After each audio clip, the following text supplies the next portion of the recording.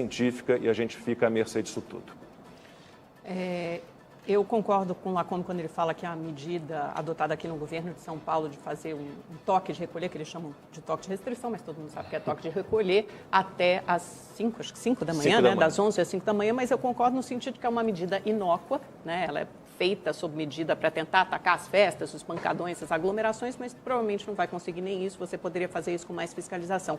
Mas, ao contrário do Lacombe, eu acho que faltam medidas ainda mais rígidas e mais restritivas no país inteiro. E o motivo é muito simples, o nosso sistema de saúde, o SUS, está à beira do colapso. Nunca tantos estados enfrentaram tantas dificuldades no sistema de saúde ao mesmo tempo, simultaneamente, nem mesmo na primeira onda da pandemia. Houve um achatamento da curva, sim, depois das primeiras medidas de restrição, que nem foi um lockdown tão severo quanto na Europa. Na Europa, se a gente olhar as curvas, depois do primeiro lockdown, chegaram a reduzir para 15, 20 casos no máximo por dia. A gente nunca chegou a esse número no Brasil, foram 400, 500 casos por dia, 400, 500 mortes por dia. Por quê? Porque você nunca fez um lockdown tão restrito quanto na Europa. Mas houve sim, a curva reduziu, tanto que em setembro, outubro, novembro, a gente achou que estava tudo bem, que tinha vencido o vírus, voltou à vida normal, aí vieram as festas, eleições, festas de fim de ano, carnaval, a curva voltou a subir. Hoje a gente tem um quadro caótico no país inteiro, são 17 capitais com UTIs acima de 80%, 15 estados com ocupação de leitos acima de 90%. O próprio ministro da Saúde disse ontem que essas novas variantes têm uma velocidade de produzir 3 vezes mais contaminações. Então, são variantes muito mais transmissíveis, né? A brasileira e as outras que já circulam por aqui. E a verdade é que não há medidas nacionais, não há uma liderança nacional para interromper essa curva de contaminação tão alta. Ontem o ministro da Saúde sugeriu transferir pacientes para outros estados. O problema é que nenhum estado tem capacidade de receber mais pacientes.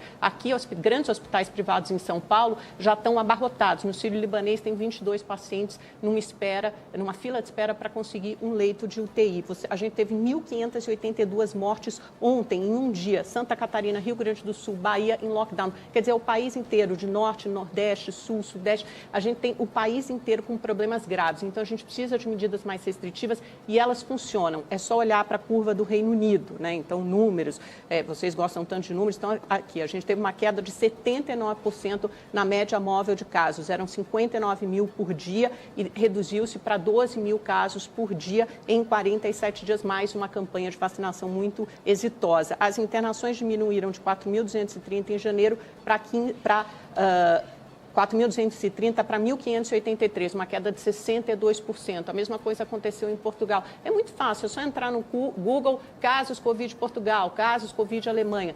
Países que realmente adotaram medidas restritivas, algumas com campanhas de vacinação mais avançadas, como o Reino Unido, outras com campanhas mais lentas, como na Alemanha, por exemplo. Mas todas elas tiveram um efeito sobre a curva, as contaminações caem. Infelizmente, eu sei que é dolorido, é chato, ninguém aguenta mais, todo mundo está cansado, mas, sinceramente, não há outra solução. E, claro, acelerar a vacinação, que é isso que vai produzir a imunidade de rebanho e vai nos tirar dessa crise. Posso só, rapidamente, o país que tem mais mortes por milhão é a Bélgica, que fez um lockdown bem pesado. Na América do Sul, os países que fizeram os lockdowns mais pesados são a Argentina e Peru, tem mais mortes por milhão do que o Brasil. Portanto, não dá para fazer essa ligação agora, que a Amanda citou de lockdown, claro, diminuindo, achatando a curva.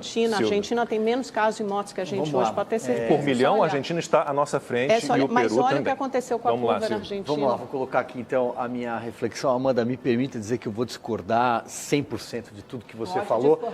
Não vou apresentar aqui tantos números, as manchetes olímpicas que inundam todos os nossos espectadores, seja aqui na tela da Rede TV, seja na internet, o tempo inteiro, os placares da morte. Eu acho que as pessoas estão de saco cheio de tudo isso. Mas eu queria propor uma reflexão que é o seguinte: no começo da pandemia, né, temos aí praticamente, foi hoje ou foi ontem, 1 ano do primeiro caso descoberto aqui no Brasil, né? Então a gente já tem um ciclo de 1 ano. No começo, ninguém sabia o que fazer. Talvez até hoje ninguém tenha todas as respostas, é muito provável. Mas vamos fazer aqui uma reflexão. Naquela hora, o que aconteceu? Segue o líder. Quem era o líder? A OMS, que prestou um desserviço ao mundo e que um dia vai ter que reconhecer as falhas na condução dessa pandemia. Segundo, vamos seguir então os países desenvolvidos, ricos, especialmente na Europa, porque afinal de contas foi lá que o vírus chegou primeiro. Ocorre que medidas que eu considero equivocadas lá, inclusive aqui na nossa América do Sul, por exemplo, funcionariam menos ainda. Estamos falando de países superpopulosos, com dimensões continentais, com diversas particularidades em cada região. O Brasil é um continente, no norte é uma situação, no sul é outra, desde o clima até as condições socioeconômicas. Então essas medidas não funcionam. Ocorre que também os tecnocratas que tomaram todas essas decisões e hoje eles estão perdidos em seus próprios labirintos porque eles não sabem como sair, não sabem como encontrar uma saída honrosa, principalmente por orgulho, por autoritarismo. Portanto, insistem em medidas, essas paletas de cores. No Rio Grande do Sul é bandeira, em São Paulo é faixa laranja, faixa amarela. Não serve para absolutamente nada. São pessoas que não conhecem o Brasil a fundo, que não conhecem os rincões do Brasil, que ficam na tranquilidade do sofá e do ar-condicionado. Pessoas que não entendem que muita gente não tem como pedir comida no aplicativo, como ficar na internet, no 4G o dia inteiro, olhando no celular e vendo o que está acontecendo. Não, tem que sair para a rua, para comprar o almoço e, quiçá, sobrar para a janta.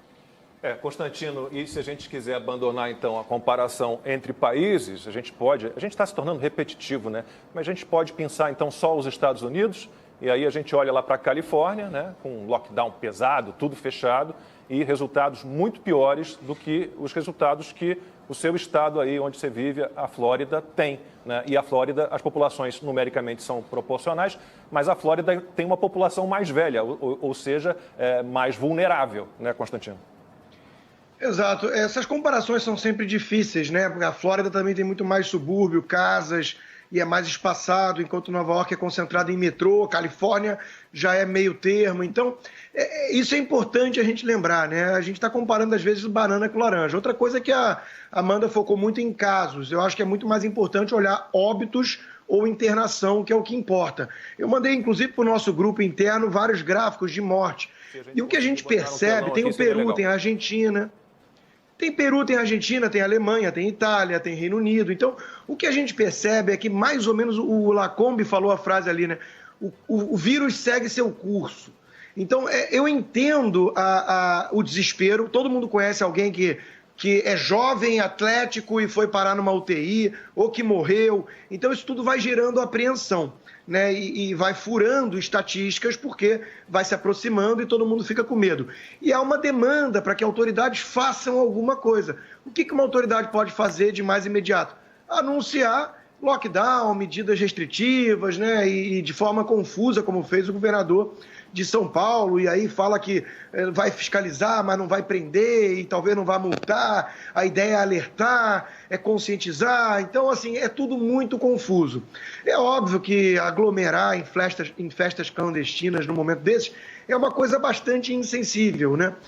O vírus é sério, a segunda onda parece grave, né? Ela tem um contágio maior, e isso vai levar a mais uma vez, o risco de colapso do sistema.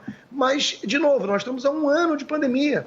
Então, não dá para ficar imaginando que as pessoas vão ficar trancadas em casa o tempo inteiro. É uma situação muito complexa. E o que mais me chama a atenção nessa discussão toda também é o tratamento que boa parte da mídia dá à China.